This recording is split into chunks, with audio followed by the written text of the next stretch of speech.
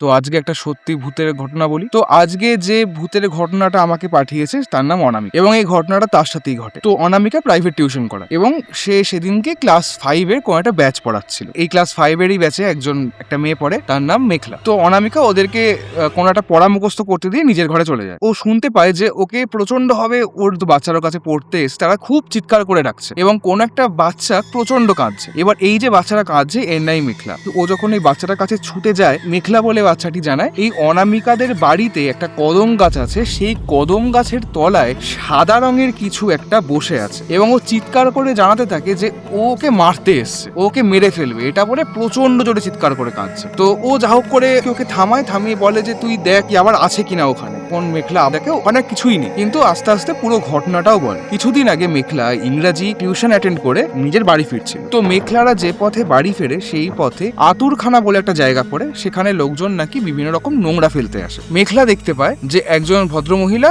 ওই আতুরখানার সামনে এসে কোনো একটা নোংরা ফেলতে এসে। এবার যখন ওই ভদ্রমহিলাকে সাইকেলে করে মেঘলা পেরিয়ে যাচ্ছে, সেই সময় ওর হঠাৎ মনে হয় ওই ভদ্রমহিলা ওর পিঠে একটা হাত রেখেছে, এবং হাত রাখার সাথে সাথেই ওপর একদম চমকে ওঠে। যে হাতটা ওর পিঠে পড়েছিল সেটা নাকি একদম বরফের মতো ঠান্ডা। ওর একটা অদ্ভুত হাড় হিম করা ব্যাপার একটা কিছু ফিল হয়, এবং ও বেশ ভালো মতোই ভয় পেয়ে যায়। আর তারপর থেকেই মেঘলা এই যে সাদা কাপড় পরা কিছু একটা দেখতে পায়, কিন্তু সমস্যাটা হচ্ছে মেঘলা কিন্তু এর মুখ দেখতে পায় না, যে এর মুখটা কেমন বা সেটা কিন্তু মেঘলা বলতেও পারে না। ইভেনচুয়ালি সেই দিন রাত্রিবেলা মেঘলার ঘুম ভেঙে যায়, আর ও আর কি ওয়াশরুমে যেতে গেছিল। ওয়াশরুমে যাওয়ার সময় দেখে ওই মেঘলাদের বাড়ির কাছে একটা গাছ আছে, সেই গাছের ওপর ওই সাদা রঙের কাপড় পরা কিছু, এবং ওটাই ওর ফার্স্ট সাইটিং হয়, যেটা ওর দিকে তাকিয়ে আছে বা কিছু একটা। ও সেটা থেকে প্রচন্ড ভয় পায়। ও বাড়িতে বলে, কেউ পাত্তা দেয় না। সকালবেলায় যখন ঘুম থেকে ওঠে, মেঘলার দিদা ওকে পড়তে যাওয়ার জন্য যখন ঘুম থেকে ডাকতে আসে, তখন একটা অদ্ভুত গোঙানির আওয়াজ মেঘলার গলা থেকেও শুনতে পায়। ওকে একটা কোনো মন্দিরে বা কোথাও নিয়ে যাওয়া হয়েছিল।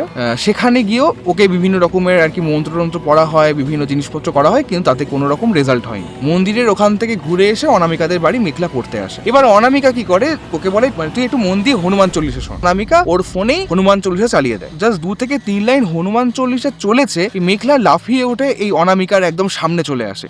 ওর গলার আওয়াজ চেঞ্জ হয়ে যায়, প্রচন্ড রাগ নিয়ে কথা বলা শুরু করে, আর তার সাথে মেঘলা হঠাৎ করেই তুই তোকারি করা শুরু করে এবং বলে ওই হনুমান চল্লিশা এক্ষুনি বন্ধ করে দিতে।